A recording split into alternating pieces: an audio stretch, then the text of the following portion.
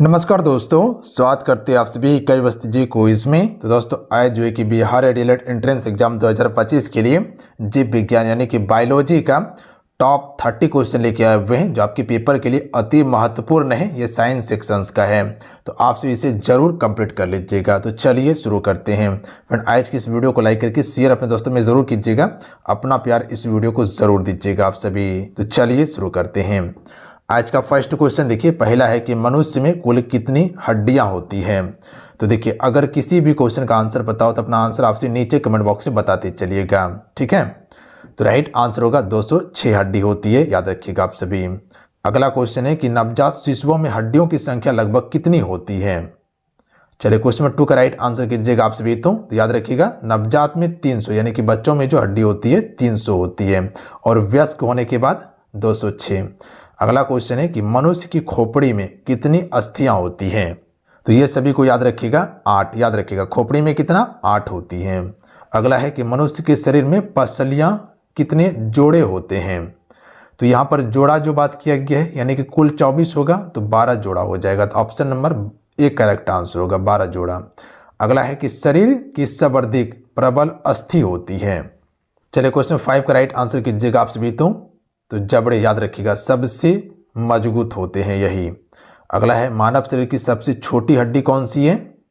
तो स्टेपिज जिसे कान की हड्डी कहा जाता है। और सबसे बड़ी हड्डी कौन सी है, फीमर, याद रखिएगा जिसे जांघ की हड्डी कहते हैं। तो option number C correct answer होगा।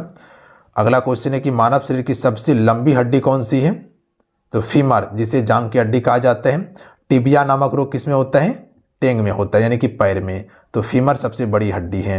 अगला है निम्न में से कौन मानव शरीर के पैर की हड्डी नहीं है। इनमें से कौन सी एक हड्डी जो है ये पैर की हड्डी नहीं है। टिबिया पैर की हड्डी है। उसके बाद जो है कि आप ह्यूमरस देख रहे हैं ये पैर की हड्डी नहीं है, याद रखिएगा। जबकि फीमर हो गया, फिबुला हो गया, ये भी पैर की हड्डी है, तो ह्यूमरस नहीं होगा। अगला क्वेश्चन है कि ह्यूमरस अस्थियां कहाँ पाई जाती है। तो लीजिए वही प्रश्न है। तो ये आपका ऊपरी भुजा में पाई जाती है, याद रखिएगा आप सभी। जो हाथ का भुजा होता है उसी में पाई जाती है। अगला क्वेश्चन है कि मनुष्य के शरीर में पैर की हड्डी है। तो मनुष्य के शरीर में पैर की जो हड्डी होती है फ्रेंड, तो ये आपका संधरी होती है, ध्यान दीजिएगा आप सभी भी करेक्ट आंसर होगा। अगला क्वेश्चन देखिए कि मुख में स्टार्च का शर्करा में पाचन किसके द्वारा होता है। चलिए क्वेश्चन में 11 का राइट आंसर आप सभी कीजिएगा। तो ये टाइलिन के द्वारा होता है, किसके द्वारा, टाइलिन के द्वारा। तो मुख में स्टार्च का शर्करा में पाचन किसके द्वारा होता है, टाइलिन के द्वारा। अगला क्वेश्चन है कि पाचन तंत्र का हिस्सा नहीं है। चलिए बताइएगा आपसे, पाचन तंत्र का इनमें से हिस्सा नहीं है। तो देखिए यकृत है, पित्ताशय है, आंत है, कॉर्निया नहीं हो जाएगा। कॉर्निया जो है ये आंख से संबंधित है, ना कि पेट से संबंधित है। तो पाचन तंत्र का हिस्सा कॉर्निया नहीं होगा। अगला क्वेश्चन है कि शरीर के लिए एंजाइम आवश्यक होते हैं क्योंकि। ऑप्शन को पढ़िए, ऑप्शन क्या कहना चाह रहा है। क्वेश्चन था कि शरीर के लिए एंजाइम जो है ये क्यों आवश्यक होते हैं, क्योंकि ये जीव रासायनिक क्रियाओं के उत्प्रेरक होते हैं। कौन, एंजाइम। तो option number D right answer होगा, ये जीव रासायनिक क्रियाओं के उत्प्रेरक होते हैं। तो ध्यान दीजिएगा आप सभी, क्लियर है। अगला प्रश्न देख लीजिएगा, दुग्ध प्रोटीन को पचाने वाला एंजाइम है।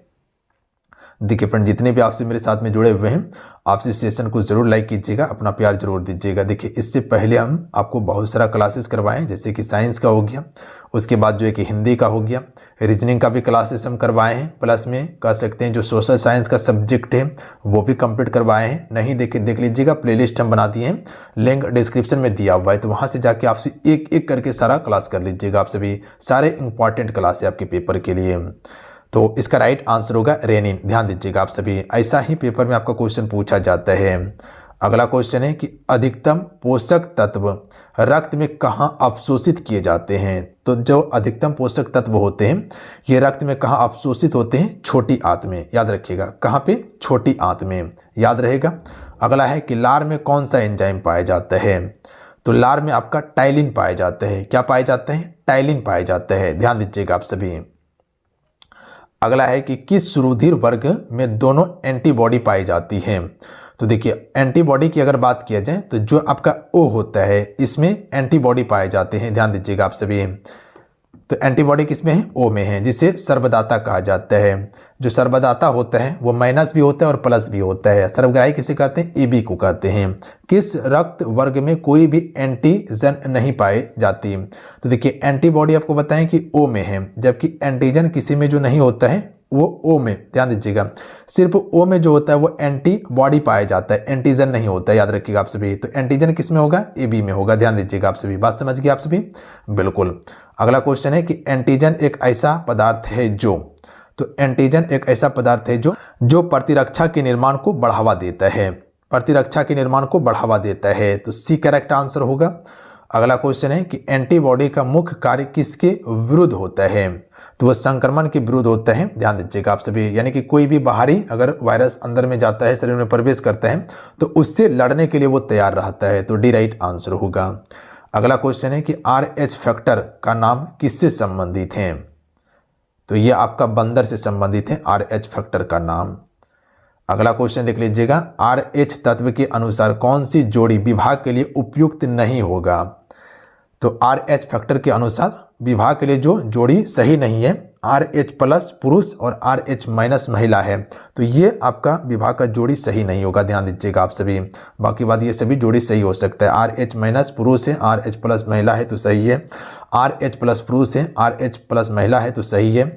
RH माइनस पुरुष है और RH माइनस महिला है तो सही है। बट RH प्लस पुरुष नहीं होना चाहिए और महिला RH माइनस नहीं होना चाहिए।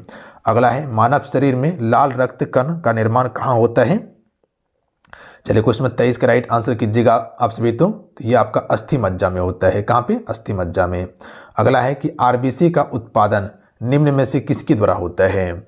इसे हम सभी रेड ब्लड सर्कुलेशन के नाम से जानते हैं। तो इसका राइट आंसर होगा अस्थि मज्जा में, ध्यान दीजिएगा आप सभी। कहाँ पे होता है? अस्थि मज्जा में। अगला है कि उच्च उन्नतांश पर मानव शरीर में RBC, तो उच्च उन्नतांश में मानव शरीर में RBC जो होती है इसकी संख्या बढ़ेगी, याद रखिएगा।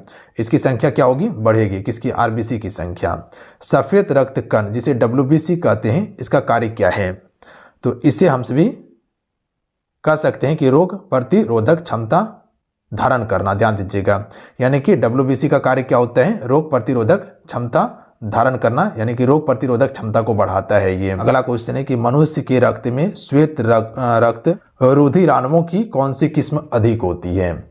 तो ये न्यूट्रोफिल्स अधिक होती है, डी राइट आंसर होगा, ध्यान दीजिएगा न्यूट्रोफिल्स। अगला है जब कोई बाहरी पदार्थ मानव रुधिर प्रणाली में प्रविष्ट होता है तो प्रतिक्रिया कौन आरंभ करता है? तो देखिए ये जो आरंभ करता है WBC ही करता है, यानी कि श्वेत रक्त कणिकाएं करता है, लाल रक्त कणिकाएं नहीं, श्वेत करता है। रक्त समूह के खोजकर्ता कौन थे? तो लेड स्टीनर थे, ध्यान दीजिएगा आप सभी। कौन? लेड स्टीनर, याद रखिएगा। RH फैक्टर का पिता किसे कहा जाता है? पिता किसे कहा जाता है? तो ये कहा जाता है लेड स्टीनर एवं वीनर को RH फैक्टर का पिता कहा जाता है। आइए अगला क्वेश्चन है जिसका आंसर आपको नीचे कमेंट बॉक्स में बताना है कि किस रक्त वर्ग में एंटीबॉडी नहीं पाई जाती? ऑप्शन आपके स्क्रीन पे दिए हुए हैं और इस क्वेश्चन का आंसर आपको नीचे कमेंट बॉक्स में बताना है। बताइएगा इस क्वेश्चन का राइट आंसर क्या होगा। तो चलिए, जय हिंद, वंदे मातरम। ध्यान रखिएगा, पढ़ाई करते रहिएगा। जाते जाते फ्रेंड सेशन को लाइक करके शेयर करके जाइएगा।